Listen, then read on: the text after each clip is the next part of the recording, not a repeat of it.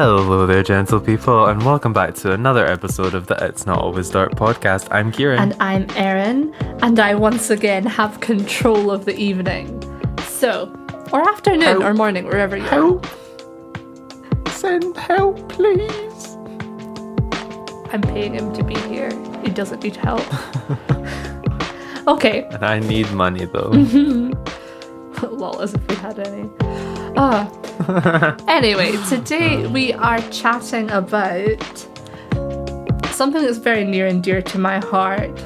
It is the movie musical. Musical movies. I'm gonna first just clear up what we mean by movie musicals, because there's... Tell the people what they need to know. In a similar way that you could have a play that has a song in it, that doesn't make it a musical. A movie that has a song, someone sing a song, doesn't make it a movie musical. So there's things like the Hamilton film that came out last year. That's not a movie musical because it's a taping of a live performance, whereas a movie musical is something that was always meant to be a film, but it is also the characters. It incorporates the music. It has within the film. Diegetic song. Yes. I'm gonna say I love a movie musical. I think it's really good for introducing theatre to people. It's definitely a good first point, because I think that sometimes just a live stage performance is a lot to take in for the first time. It's also expensive. Oh yeah, totally, that too. But I mean, I've seen a stage performance of Les Mis, and I've watched the movie, and I think that they both do a good job of telling the tale. But I still prefer the movie musical to having seen it live, just because, and hear me out on this one, I think that sometimes the problem I end up facing is, when you have the intermissions and stuff, to obviously allow for set changes and all of that good stuff, costume, they have to do a lot of work all in a short time frame. I always just find that when I went and, because I did lighting experience for Les Mis when they came to Edinburgh, and it was interesting. I'll give them that, but I felt like it took forever to get through, whereas the film, whilst also on the long side, didn't feel as dragging at points. But that honestly could have just been, maybe there was a few cast members that maybe didn't sell the performance the way that I'm sure others would. Well, the film changed a lot about Les Mis, and it changed the order of things that happened, and it took out parts. Oh, I see. So Les Mis is, in terms of being a first musical that you would take someone to see, I don't know if Les Mis is something that I would do, because not the first. It's completely sung through, so there's no speaking in it. Which can make it quite, to someone who's not into musical theatre, that could be quite a barrier. So going to see something like Hairspray, which is scripted with song in it, and it's not completely... very different experience. Yeah, and also it's a different genre and stuff as well, but in terms of how it's written, Les Mis, because it is sung through, and it's very detailed, and you have to be paying attention. And personally, I'm a fan of having a program with me so that I can follow through the scenes and the acts. But that's just something I've always liked to do, when I go to the ballet or an opera or something like that. Ballet. When I'm at the ballet. When she's at the ballet. The ballet. I like being able to follow through with a little scene guide. And I don't... Other people would probably rather be completely immersed in it, and that's also fine, but that's just how I enjoy I think theatre. that might be the problem. I think it's because maybe when I've been in the situation that I've been able to watch it, I do want to be fully immersed, and I think that if it's asking too much of me in a live performance to be immersed in, just non-stop singing, as the case for Les Mis, I think that might be what the disconnect is for me. Whereas I wouldn't even go to say that I really like Les Mis and I like a lot of the songs in it. I just find that there's some bits in that middle point that I remember it was this is really dragging for me. It's quite a complex plot as well. There's a lot of characters, and I'm dumb. I'm not even by that standards, but like for no, it's just there's a lot going on at once when you're like simultaneously. introduced to these characters within like, and I know films and musicals are like of a similar length, but there's something different between like being live in the room with people and being introduced to like so many characters. It's probably quite overwhelming because you're seeing them all within the same space and differentiating between them. As much as like obviously we have costume and character development and all that. Yeah, I was gonna say that's like a huge help to everything though, is the fact that the costuming team clearly have like a certain look for a character. And even if they have like a change of outfit, it's still within, you know, what you just saw them in, but like a different version. It doesn't feel out of the realm of possibility, and I think that's the but I do think that grace. Like the difference between live theatre and cinematography is that like the amount of detail that can go into the setting is a lot different. It's a Very lot more because of how it's being captured as well. Because you have to show, and at least in theatre, like a performance relies upon the set looking, you know, from top to bottom, like it's one cohesive set. To, you know, it also needs to be reality. easy to move and therefore can't be as detailed in the terms of like the amount of objects. Things are when they're moving. Horrifying. I almost got knocked out. I'm not even kidding you. I was standing and I had to go on during like I was like, you know, I don't know if it wasn't an intermission, but it was like a point in between because the set changes constantly in a performance. So I had to go in at one of the like really big changing points. I think it was right before the Revolution fight where they're all standing on like the huge centerpiece. It'll probably have been when like they were bringing in the barricade or something like that. Yeah, the barricade. Very that. I think it might have even been the barricade that almost hit me. So I had to go on quickly and like I had to like put a wire in place and hang like a lampy thing onto the set. Okay. And to do that when like the entire set, like, you know, the curtains just closed. It's pitch black. Everyone is running back and forth. Yeah. Like everyone's going from side to side. Things are spinning out of control. Things are going in front. Like it was so overwhelming that like I will forever be grateful and tip my hat to anyone that works on a stage production because that's just that level of stress in a shorthand moment. Oh, that's like the absolute beauty of live theatre. That was like when all these things do come together by complete like hard work by everyone involved, but also just like perchance because the thing is there's things that like if you're doing the same show 8 shows a week, even more than that if you're on Broadway, like things go wrong all the time and you just gotta like go with it, adapt, overcome. And that's the thing is like when you go to see something live, you know that there's no way that you're seeing the exact same show that ran the night before because something will have been slightly different, or there was maybe like you're seeing an alternate. They tweak a lot too. Sorry? Like when they tweak a lot as well. When I was on, like, you know how you'd go to like those production meetings where like notes. You'd listen to the notes and everything. So like they would very often change things because I was there for multiple days of the performance. So they would change things over those days. Like even down to one of my favorite things was, I think this is quite common in theatre. I feel like I've heard of it happening before. Where one character gets along, you know, one of the actors gets along well with the crew and they have to like always work with one crew member at one point of the night. And I think for Les Mis it was Cosette. She would come out of one door in particular, or she'd be waiting in a door, and so maybe she answered the door and they'd always have like something new to give her to like excite her character up, because they'd give her like little trinket gift things. And so then she'd go out onto the stage and have like this really like enjoyable performance because she'd just been given something she didn't know anything about. I love that, and she had to just act through it. It was very nice. I thought she was a very nice lady as well.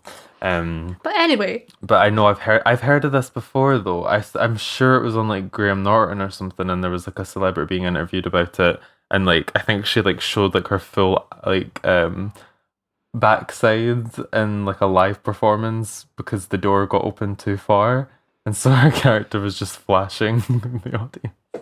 I know But I like that side of things where like people are just trying to have like a fun time amongst the chaos. the musical. Yeah.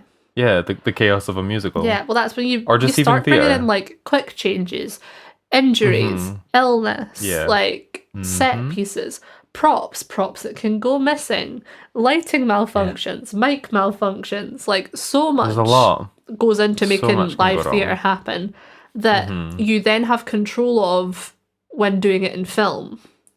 And you can do multiple takes and you can make it the crispest, most detailed, Perfect version that they can. perfect in quotations version of the show, and it's very much like up to the director and the production team and stuff. But generally, it goes quite well when it's an adaptation. But there are some movie musicals that are like original movie musicals, like weren't even ever a stage show, and then later get made into stage shows.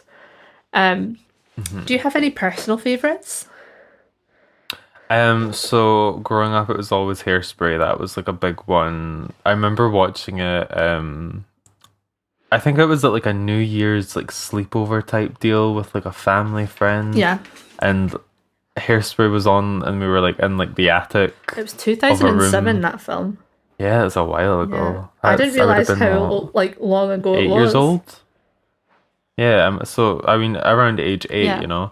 I think I had like a really strong impact on me. I loved all the music, and like I wanted to sing it all the time. It's bright and colourful. And, like, It's very like it captures your attention really well as a child. And like I've seen, you know, I know they've done like a live performance of like they did like the live recording version of the one with like you know about these like the NBC versions where they do like a live hour-long musical. Yeah, I've seen the Grease one. And then I've seen the Grease one and I've seen the Hairspray. Yeah. I know that I think they did another one for Rent They did as well. Rent as well, but I didn't see that. I've not seen the Rent one, but I've seen the other two, and I thought they were really fun. Like it's cool to see it being presented differently. But in regard to like it being a movie musical, I do still think that Hairspray might be my favorite, just because, you know, they were touching on some. I think that the theme of segregation is so heavy that for them to find a way to present, you know, in the movie, like Queen Latifah's character, that entire scene where they're marching hand in hand and she's singing along, like it just really puts me in this like state of like comfort. I don't know how to explain it. She's very maternal in the role, and so like I feel very comforted by her presence on the song too. Plus her voice is gorgeous. Oh, yeah. That doesn't hurt a performance at all. Yeah, and I think, to be fair, I think Hairspray probably was one of my first like musical films that wasn't animated, because I think I don't know what age I saw Grease at, because I would have said, Grease was my first musical film, but I think I saw stuff like Chitty Chitty Bang Bang and stuff like that when I was younger, but I was terrified of it because the child catcher was like nightmare fuel. No, I think Hairspray was such a fun like starting point for so many people, because we then like around the same time had like High School Musical come out, and that like very much like our generation, and like it sparked a lot of like a new thing for Disney, and they started doing more. I mean, Zac Efron being in both High School Musical and Hairspray, and having such a big effect on our lives is an interesting thing. And you think I'd maybe like, I don't dislike Zac Efron, but I don't have like any huge strong connection to him either. I remember there was a time when I was younger that one of my best friends, she was very into Zac Efron. I remember just being like, oh, he's cool, but like I just didn't really get it. Maybe I just didn't have the sort of the idol worship ready. Yeah. I've always found celebrities are something I got into as like a teenager. I didn't really like celebrities as a child at all. I definitely the character. Was in love with Troy Bolton, and like I don't know, it didn't transfer to like Zac Efron, but like Troy was the one for me. Still is. She's waiting. I'm just waiting patiently. T for Troy. Yeah. T for I triumphed over Gabriella. Triumphed. Oh God. Oh no, I was gonna say that alongside like Chitty Chitty Bang Bang, I also feel like Oliver Twist goes in with that like old timey British and Mary Poppins, even though that was a later release, with Emily Blunt in it. Oh, that one, okay. I'd say that they all. Oh, I mean the original too. The original was like. Sorry, I'm. Me being like, oh, but Emily Blunt and Mary Poppins, so good. No, but I think it's interesting because all of those movies take place, early Britain, and yeah, they're all very industrial. You mean like industrial? Very industrial, yeah. Like that aesthetic is carried throughout all of them, and just different levels of it. Because like I feel like Oliver Twist, you really get like the dirty side of London, like the poverty stricken, the homelessness, and then I'd say like Chitty Chitty Bang Bang's like the middle point where it's not dirty, but it's also not like a clean, crisp looking film all the time. But then Mary Poppins, however, like sort of has the romanticized version of London. Yes. It's very like grandeur buildings, merry-go-rounds, lovely parks, that type of stuff. But I suppose a flying car is a bit, maybe flying cars on par with Mary Poppins. Maybe I'm being too harsh by trying to put it in the middle. No, but then there are like effects and stuff that can only be taken so far on stage that film allows for completely. Like, I mean, the fun green screen moment that happens with the Chitty Chitty Bang Bang car, or like the flying car in Greece, or like iconic. But some other like personal favorite musical films include like Chicago, yeah, the Dreamgirls film, a classic. Okay. I'm with it. I'm following. And then I'm here for this. Like obviously the Mamma Mia's. Real dream. Yeah. Oh, well, 1 and 2, of course. Like they're both great. I think like the Mamma Mia, the first one, was like my first exposure to ABBA. Was going to see that at the cinema, and now like it then became like ABBA Gold will forever be like the one holy grail CD that's in my car forever. Because I still have CDs. But it is. I just think that it's really amazing that because they decided to utilize, ABBA's discography and Mamma Mia, that they were able to introduce to many people and maybe reaffirm, replay it. Yeah, reaffirm what some people already really loved from the past through a musical. I think it's just a great idea, and a lot of good stuff happened in 1989. Yeah, I turned 1. Pretty much it actually. I just showed up. Oh my god. I debuted. But then also I wanted to note Tim Burton's work. Okay, yes. Because like I'm here to always give him credit. Would consider like a lot of his film, well, the ones that have music, I would consider movie musicals because they are kind of, there's enough songs in them that it's not just like, but then it's also it's weirdly on the fence. But then obviously like Nightmare Before Christmas is a full musical. Well, I like to think of it this way: if you could take like whatever film it is that you're struggling to say, is this a movie musical or not, and you could put it into a live stage performance and just hand out roles and have the songs continue on and tell the story. That's a movie musical. It translates, if it's able to go across multiple medias. Because there is like Charlie and the Chocolate Factory, the musical, or like Willy Wonka the musical exists. I think it is a musical. But then like I think it's a movie musical. I don't know if it's based on the original one or if it's, I'm assuming it's based on the original one and not the music of the Tim Burton. So. But then the music of the Tim Burton one is iconic. Like, it is good. I like both. I mean, honestly, I will continue to bring up on this podcast how much I love Charlie and the Chocolate Factory as a film. Please, though, it's a good film. I think that it's an easy target sometimes for the people that might not have liked it. I know, because it does, draw attention to itself compared to the original just a bit more.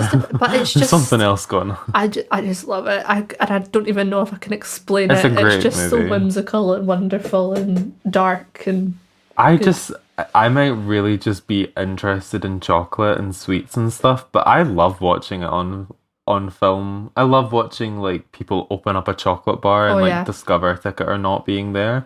That type of it's where like my need to see like an unboxing and stuff appears because if you want me to click on your video, all you have to do is get a big box and put one word in the title that might appeal to me, and I'll probably watch it because I love watching people open stuff. Was like Augustus Gloop in that first room, like the original white person mukbang? Like, Oh my god.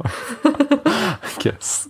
I don't know if it counted as a mukbang just because he ended up, getting sucked into a tube, and that one to me, that's horrifying. I am no, he horribly definitely drowned. claustrophobic. Like, he fully drowned. Oh yeah, for sure. But like, it's just the fact that like I'm extremely claustrophobic. I don't like small spaces, and like that is my big fear, that like being in a small enclosed space and not being able to move at all or do anything about it and just have to sit with my own thoughts and feelings on it. Horrifying. Yeah. Inside a chocolate tube after I've just tried to get a little mouthful of yuzu. I'm not into it. You'd never have chocolate again, I'm would not you? into it. No. Honestly, so fun. But I'm gonna take you on a journey. Please take me on a journey. Are we going on a magic carpet ride by any chance? Well, Can I be Jasmine? I mean, obviously. Like, we say as if there was going to be any other dynamic. So, I'm going to, like, just come in here and say, like, some of the original movie musicals gave us, like, Okay. the stars, like, the big names, the people that we know and love. 1930s to 1950s was very golden age of it all.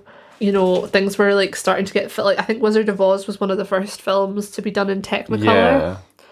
I believe so. I don't know if it was a the first. venture by it was definitely within the first few films, if not the very first, because I remember Technicolor appearing on the screen, and like that was why obviously the beginning scene she's in black and white is because they wanted to show the use of Technicolor within their film. So by doing black and white to begin with, they were able to then, colorize everything and make it like a mystical experience of, oh, we've really been transported not only from Dorothy's perspective, but just as an audience from, lower grades, not even lower grade equipment, because it's still good equipment. It just didn't have the same stuff. Upgraded equipment being shown in the same film when you've already showed the lower grade version of it. It just creates that movie magic that you can't really duplicate. And also just like that Technicolor aesthetic has become so associated with like whimsy and yes, like creating like I don't know, like you want to say vintagey, but like yeah, I know, but Like I think that it's just because it's old. We want to be like, it's vintage. It's vintage. It's retro. It's like 20 years old, so it's now vintage. Find me on Anything Depop. past 5 years to me is vintage. Yeah.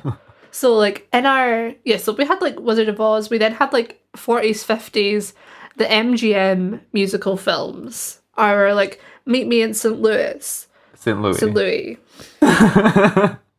Meet me in St. Louis. Well, I'd love to meet you in St. Louis. I went to say St. Louis, and then it just that that moment hesitation of came doubt up. happened, and I was like, And you went, I could see it happening, and that's why I decided this needed to be called out, because I think it's so funny that very often we will just say words wrong and we won't even think anything of it, but then the words that we probably know to be correct, we will still second guess ourselves and say the wrong version. Yeah. Just for fun. so Meet Me in St. Louis. I mean, Meet Me in St. Judy Louis. Garland herself, like, I mean, ever since I saw obviously the, God, what's her name? Bridget Jones's Renee Diary. Zellweger. Renee Zellweger, when she did the Judy, like the I've film not seen of Judy that. Garland's life. Oh, it's a very good film. You should watch it. It's a movie musical, so we're on theme for once. We're not bringing up something completely random. I thought it was such a well-made, and it's a well-made musical movie that you feel a lot of emotions. She had a hard life, did Judy? Oh, she had a very hard life, and her entire life was just dealing with drug problem after drug problem after drug problem. Well, It's lot why of when these she was in her like 40s, stars of this era either had a drug problem had or huge like problems. were brought up through I don't know, I think stardom, as much as it's difficult now, because there were Not fewer as stars difficult as it back was then. Like there could only be a certain amount of like famous people because there was only a certain amount of films that could be made and put to mass audiences. And MGM were like majorly in the wrong for the way that they behaved with Judy Garland because, you know, they even, I think they changed like the CEO of the company as well, and even when a new one came on, he was still awful to her. Either way though, those early Judy Garland movie musicals, iconic for just the fact that she obviously did we all have of like our other films of that era as well were like Singing in the Rain, Oklahoma, White Christmas, Calamity Jane, like all these. Where does Shirley Temple come from again? I don't know. Is she like in a movie musical? I know, well, because I know I think she was 30s as well. That's the only reason I bring it up. I'm just gonna look at her. Yeah, so she was in like comedy musicals like in the late 30s called The Little Princess. She was in. Okay. Yeah, she just served like, you know, the classic like Shirley Temple, you know, ringlets, the lollipop type deal. That was very of the era. So it puts in perspective like where they were before we've developed as filmmakers over the years. Yeah, so like stars of the time, as we've said, Judy Garland, Gene Kelly, Doris Day, Howard Keel, that bunch. You know the ones. They're the ones that there's probably a black and white print of somewhere in B&M. That's when we saw, so like we talk about golden age of musicals and you immediately think like Rodgers and Hammerstein and the Gershwin brothers. Like these peeps, these folks were just churning out music at an unbelievable rate. It was quite astonishing. And then here we come into the 1960s, and in the 60s we started getting films based on stage musicals. That's when that sort of really took off, and we had like West Side Story, Mary Poppins, Sound of Music, Oliver, and Funny Girl came out in 68 as well. So it was Barbara. a fun time. A lot of like really classic film, like West Side Story. We're getting a remake of that, I think, next year. Which I'm super excited for. But like West Side Story is like one of the most iconic musical theatre films ever, and in my opinion anyway. Like most people have seen it, but that I think it's kind of different because like back in the day I feel like because there were less films to see, more people probably saw the musical films. Like there wouldn't have been the same like oh, I'm not going to see that because I'm not interested in musicals, like because everyone just went to the cinema, like the drive-ins or whatever. Like you would just see what was on that weekend. I mean, things kind of in cinema, like you'll have a better idea of what went on in cinema than I did, but like cinema in general got a lot like more real and gritty, and there was less of a theatre, like theatricality wasn't necessarily like what was the blockbuster of the time. But then saying that, we still had like the original Willy Wonka came out in the 70s. Cabaret came out in the 70s based on the so Liza Minnelli was in Cabaret. Which I thought, you know when you just like completely doubt yourself, and I'm like, nah, she was another very troubled woman, but she's fine. She's a little less troubled. And then than her mummy dearest. In 1978, we had probably one of the biggest musical films of all time, Grease. And I don't know about you, but like Grease was like a very big, like it was one of the first sort of films that mentioned sex and stuff like that I was allowed to watch. Or I was like, I was shown in the family home as opposed to like at a friend's house. So like that was like... Yeah, I'd say probably same. Like my mum, she really likes Grease as well. So I feel like that was an early one for me. But then like, obviously it's the same with anything, like sort of film based on a stage play, that like the story's kind of different from the play, but still good nonetheless. But also in the 70s, we had Motown produced a production called The Wiz, based on, obviously, The Wizard of Oz, but it was like set... Of course, yeah. I'm pretty sure it's like set in the New York in New York, and it's really whimsical, and the soundtrack's fun. It's a bit like it is a bit odd. It's quite an intense watch in terms of like it's very in your face, but fun nonetheless. And then we have my favorite. So the 80s and 90s were very much. This is when it really picks up. Dominated by Disney animated musicals. This was like we had our Disney Renaissance, and the takeover was real. It started in 89 with The Little Mermaid and ended Part of Your World sort of in 98-ish with Mulan. We had Beauty and the Beast, Aladdin, Lion King, Hercules. Like, so much came out within like a 10-year gap. So fun. I honestly like the Disney musicals.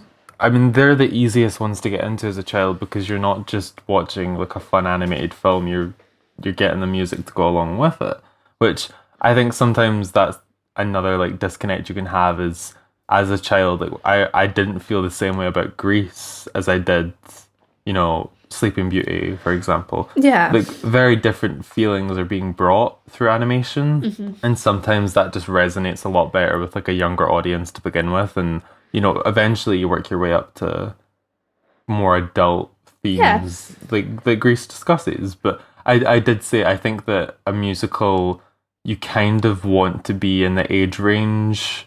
I think I could go and watch any animated kids film right now and think that I'd probably understand it fine with like a musical element to it. But the further back that we go and the more things that, you know, the musical might be affecting people of an older generation, or it might be discussing things that I've not yet experienced, I have a bit of a difficulty sometimes watching those just because I don't get it. And I think that having the life experience to go alongside what you're watching provides for a more enjoyable experience for me. Yeah, a more empathetic experience. Yeah, It's easier it feels to have more that, genuine. No. And I also think that's when it latches on to you. Like, that's when it makes an impact on your life, is because it's come at the right point. Yeah, and like I feel like a lot, like how these Disney films are written and stuff is very like aspirational. They invoke good feelings only, and the only times you're really seeing bad stuff happen is, you know, to eventually be triumphed by the main focus of the film. Yeah, and I know you were saying before that like you have like the Disney films that came out before this are also like your sort of. They're very my vibe. Like there's yeah. just something about the music of the time as well. I think that's the type of musical. It brings so much nostalgia when you listen to it.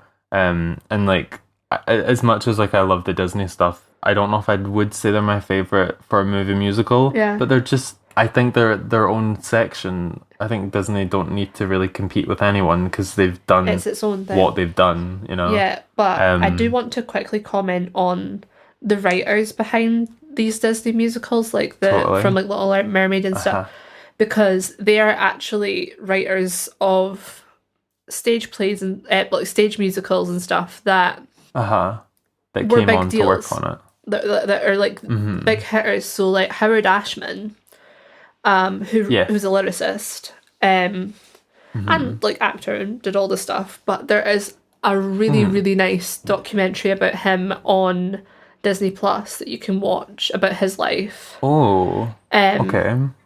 Just like as a gay man growing up in a small town and doing his thing and going into theatre and becoming a writer and going through different relationships and eventually like settling down and having a house and whatever. But his journey as a writer, like he wrote, like he was one of the like creators of Little Shop of Horrors. Oh, okay. So yeah, that's one of those ones that I was going to bring up when we got onto it, I think in the time period. But Little Shop of Horrors is the one that recently it's the one I watched most recently. Yeah. And I cannot for the life of me get suddenly Seymour out of my head. Yeah. I just love the prologue for that show. I mean, the whole show's so good. It's just really a fun telling of a story. And I like that, you know, I think that it happens quite often that queer artists really end up finding their space on a stage or presenting things on a stage. And it's like people like John Waters, like, because obviously huge part of the Hairspray process. You know, I think was involved in every Hairspray that's happened, like from, you know, the first version to the Zac Efron, John Travolta remake to the eventual like live version. Like he's been part of them all, and John Waters has done just a lot in the musical side, but not. I mean, so you know, Multiple Maniacs has some musical moments in it. I don't know that I would really count in it, but I think he definitely presents some stuff that I don't think it's necessarily being shown by other people. I think it's not pleasant to see the people that, you know, were in Multiple Maniacs, like Divine. They don't necessarily translate to other media. But I think it's interesting that through a musical, or even just musical performances within, you know, this universe that he's been able to create for himself and his writing, that he's been able to take these outcasts of society and make them a spectacle. Yeah. Something to be observed and understood, not critiqued or criticized. Which I think that's the nice part about it. No, it's very true. And in terms of like other writers, we had like Stephen Schwartz, who was writing for Disney at the time, who went on to create Wicked. That little show. Just that little thing. That little like Broadway performance. But you might have heard of it. Huge. It was kind of like off Broadway. You might have heard a couple songs. Yeah. Yeah, it was no big deal. I mean, like MBT. we keep getting like teased a Wicked film, and I just don't believe that it's ever going to happen at this point. Like I'm just like, is it? Because they keep being with Idina and Chris. There's no way they would have them. I think they're like, with all due respect, I don't know if they're like the most appropriate people to be playing the roles anymore. Oh yeah, no, I don't think they would be. But I mean, you never know. They might decide to do Wicked animated. They cast Ben Platt in the Dear Evan Hansen. I see. So I don't know. It's another one. I saw it on television not that long ago. It was like a live performance, you know, with what's her name? Sheridan? Something Sheridan? Oh, on the BBC. Yeah. There was like a big performance they did in a theatre where they got a lot of these. I cried the whole way through it. It was called The Greatest Show. Yeah, these. Yeah. They did like The Greatest Show, and they had a lot of different performances from. I mean, all about Jamie. Everybody's talking about Jamie. One. Yeah. Everybody's talking about Jamie. We're all talking about Jamie. We love Jamie. Jamie's a friend of the pod. So we wish. I just thought it was a really cool thing to see, especially during these times when it doesn't really feel like we'll get to see a musical live for a long time. Yeah, I mean, I get like to see that it was really empowering and nice. Yeah, they also for the chorus and that they had like all West End performers that are out of work and stuff coming, because I think it's kind of difficult for like people that are playing leads in the West End kind of are getting by on doing workshops and stuff, and I think it's harder for people that are like ensemble members and stuff that are like equally talented performers, but they just don't have because they don't have their name on things them. It's it's harder it is. It's a rough time for theatre. It's a tough industry, like I mean, and just in general, like to really make a mark in theatre, difficult to do. Yeah. Not even just taking into account the current situation of the pandemic. Like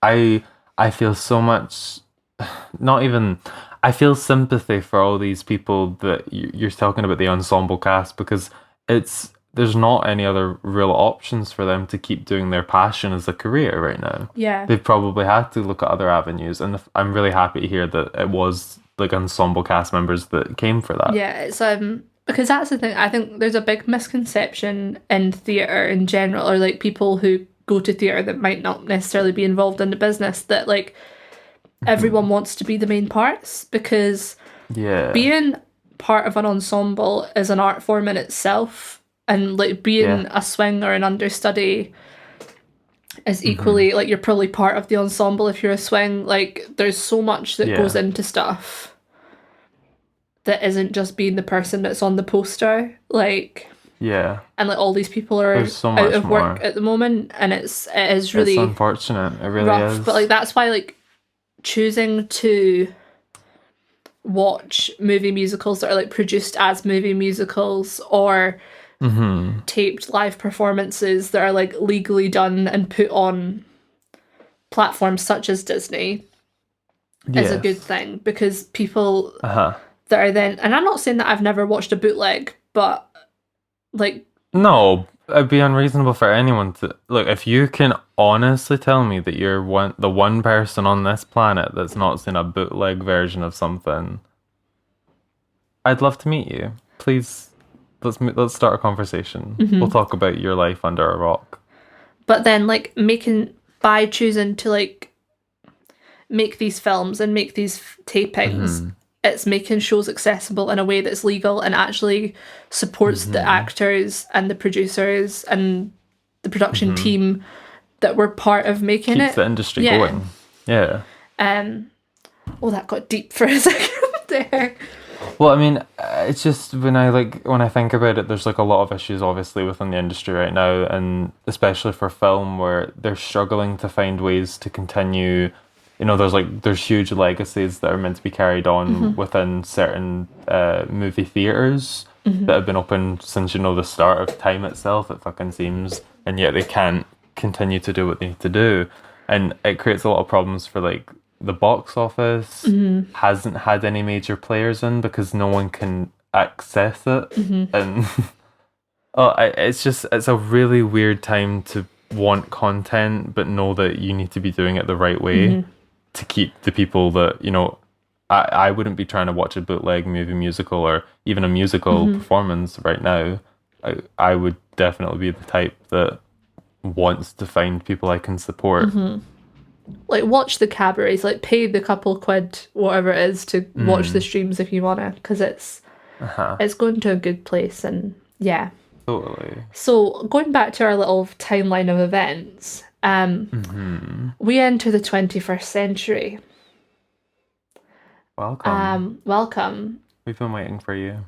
And then this is where we really start to see like adaptations, biopics and jukebox musicals, as well as obviously original pieces as well. But we have, I'm just going to like go through and list off some stuff, and we're going to come back. Okay. We'll circle back and pick up on things. We'll circle back.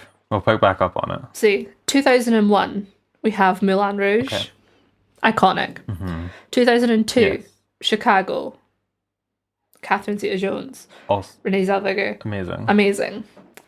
2005, we have the movie adaptation of Rent, which would have been like a 10-year anniversary, I think, from the original. Yeah, I think it was. There are mixed feelings about it, but I enjoy it, and I'm like an avid lover of Rent. I thought it was good. Yeah. I wouldn't necessarily say I'm an avid lover, but the songs are good. I like the performances, especially because if you put Rosario Dawson in any film, we'll be watching. I'm there. Remember, she was in Percy Jackson. Honestly, you saying that hasn't rung any bells in my mind, because the last time I watched Percy Jackson was a while ago. She was Persephone, I think. No, was she? No. Oh. Go her. I maybe made that up. Don't come for me. But she was in it. I remember she was in it. 2006, we have the iconic movie musical Dreamgirls. And if you haven't seen Dreamgirls, it's based on the Ronettes, right? I think so. The Ronettes, I think that would probably make the most sense. Like loosely. No. I don't think it's completely. It could be like the. Maybe I assume it's going off of the archetype. Oh, I don't know. It's the Supremes. It's the Supremes. But I'm sure that there'd be influence from like the Cordettes, the Ronettes, like it's the triad of women with beautiful voices. Those are the people that are being shown in this film. It has Beyonce. I'm pretty sure it has Jennifer Hudson. Like, what more could you want? What more could you want? 2007, as we've said, we had Hairspray. We had Enchanted. Remember that? Oh, how does Enchanted, she know that she loves it? So fun. Because that's like Enchanted was such an interesting movie musical because it felt like a parody of its predecessors. Yeah. And yet it also was a good film. I feel like it was Disney. For the most part, from what I remember. It was like Disney trying to Shrek itself. Disney trying to Shrek itself. Yeah, it Go did Shrek feel yourself, like that, though. you know?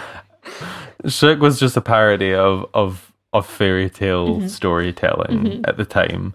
And I think it's because Disney, took the route of taking itself very seriously with what it was, achieving, that it left room for things to get Shrek'd up. And when they saw that it worked for Shrek, they were like, oh, we'll do it for Enchanted. Let's see how it goes. And like that animated crossover, so fun.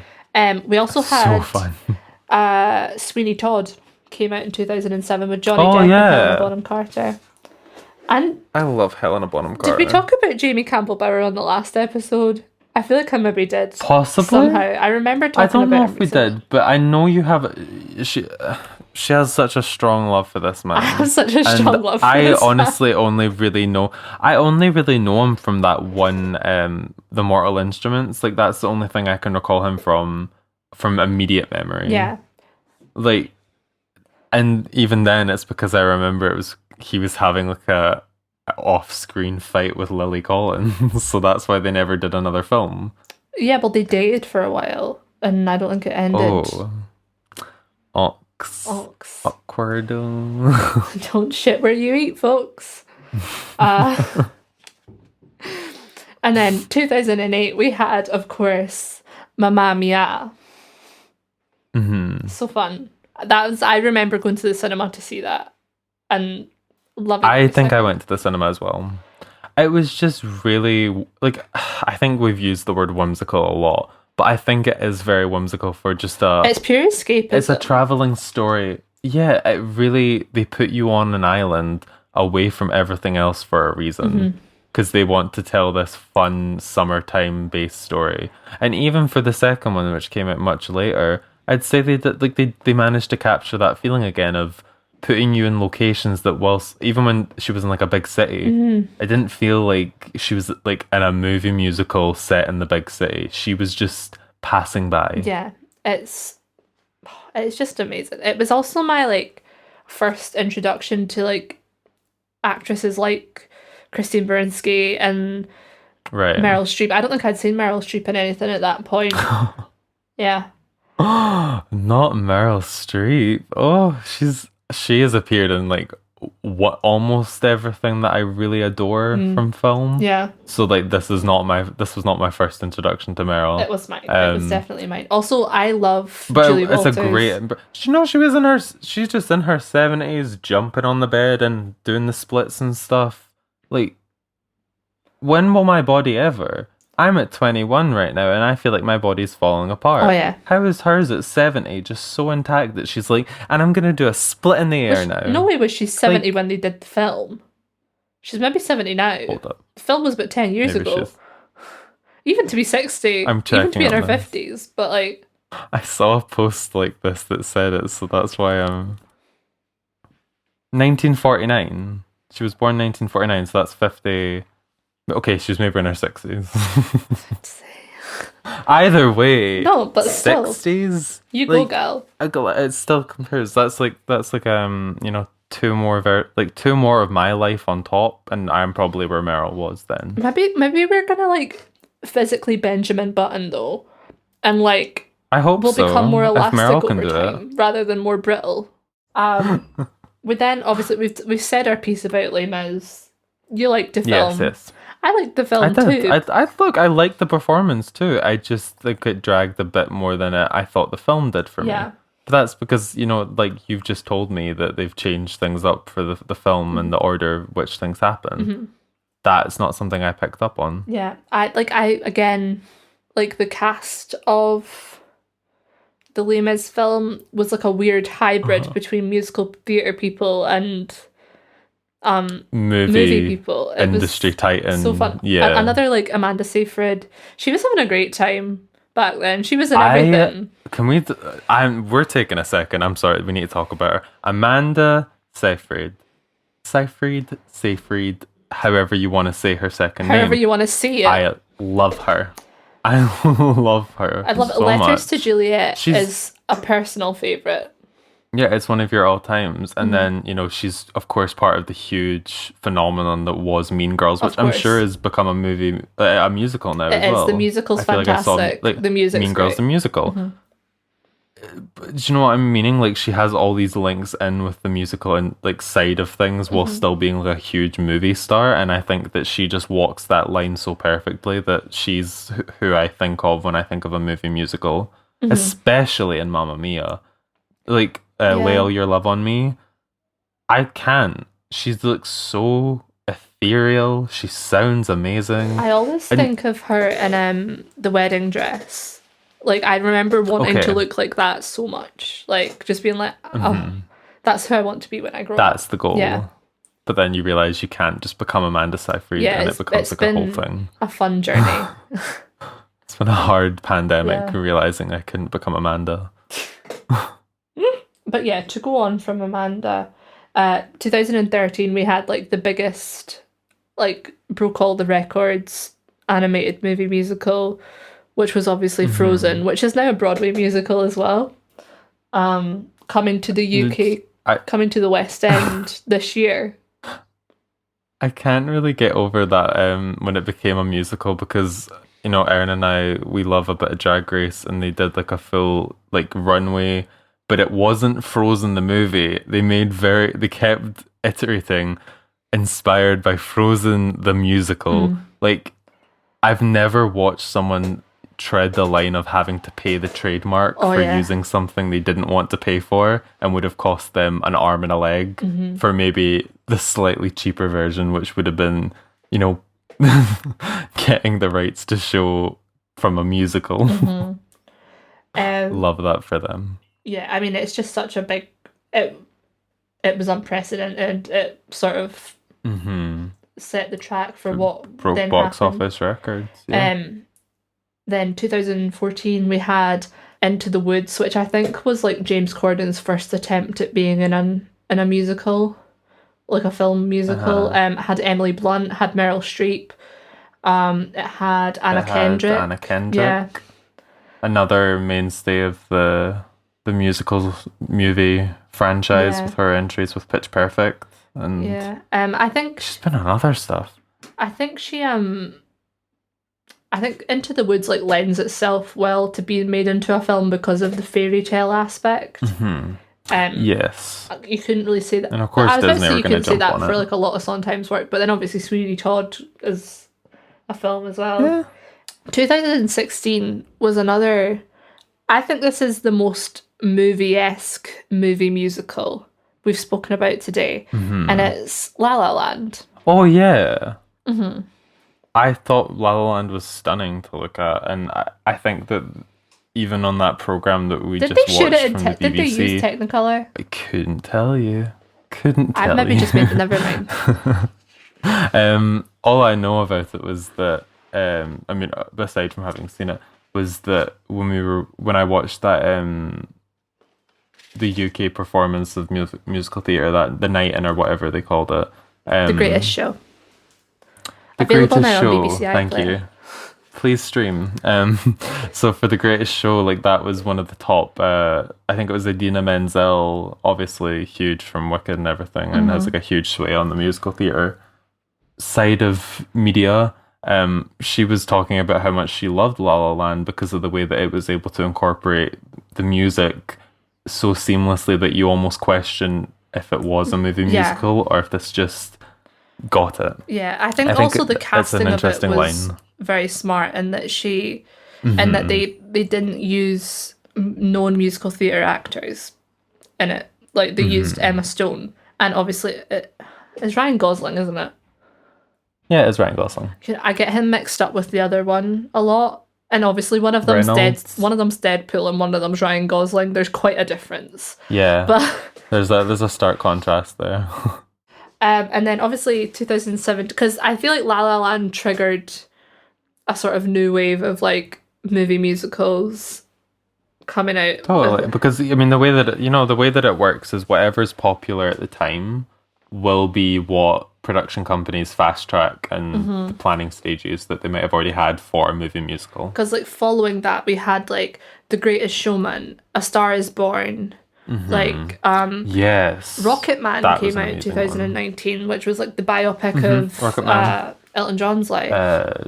And then Not me. I was going to be like Elton John. I was going to go Elton John Travolta. Elton John Travolta, my favorite actor.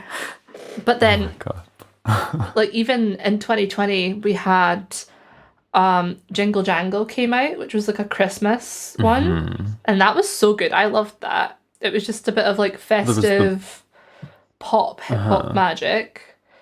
And then we had... And then you had the prom. The prom.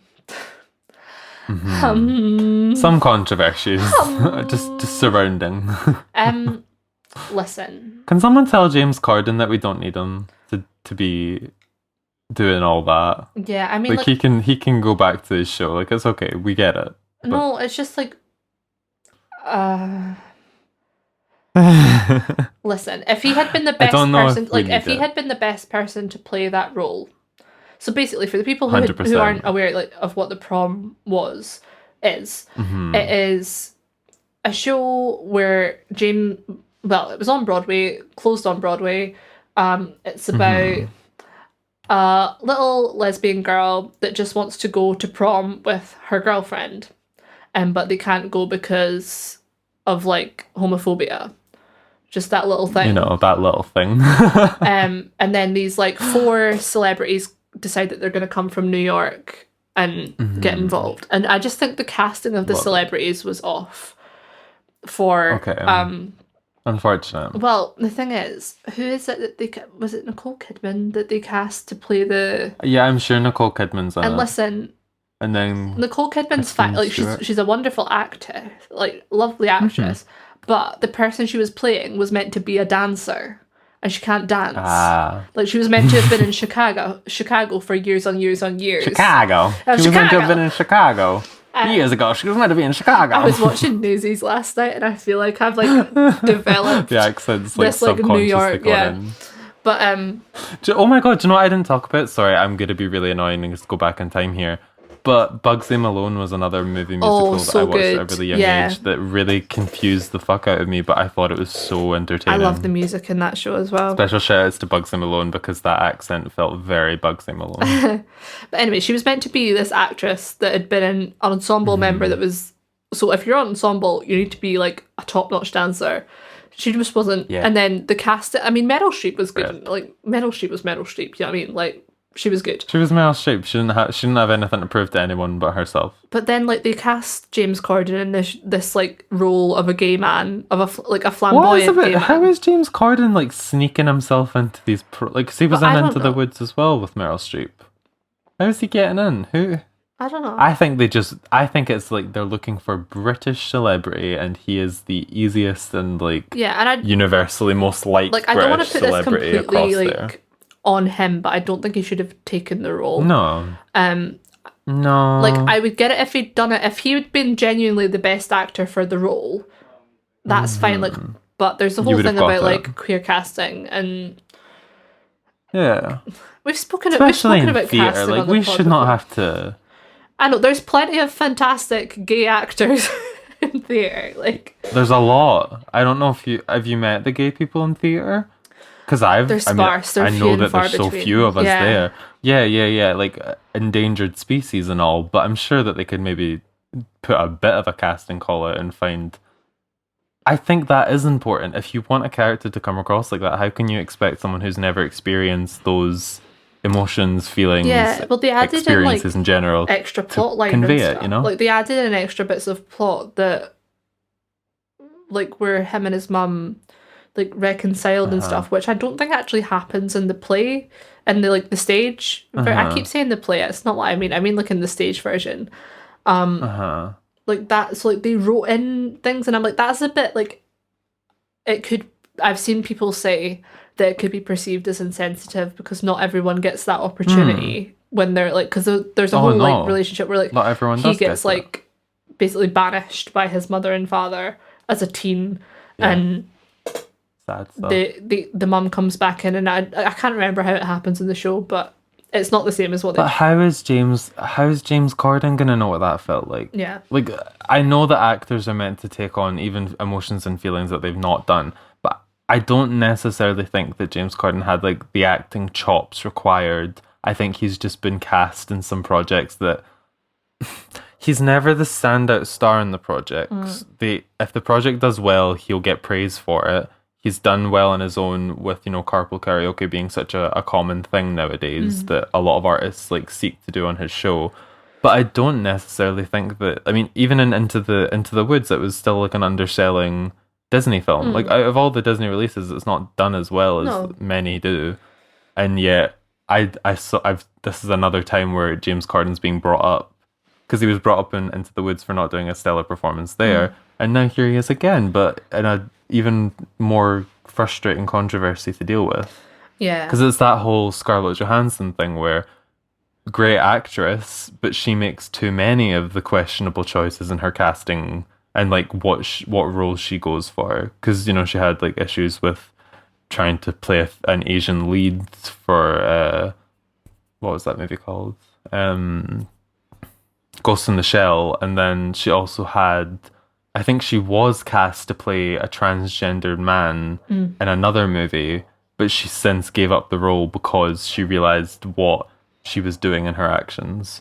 I just don't think James Corden showed that same self-awareness, because and that's the thing, is it's not like, we're not saying that it was done out of cruelty, it's just a lack of self-awareness. No.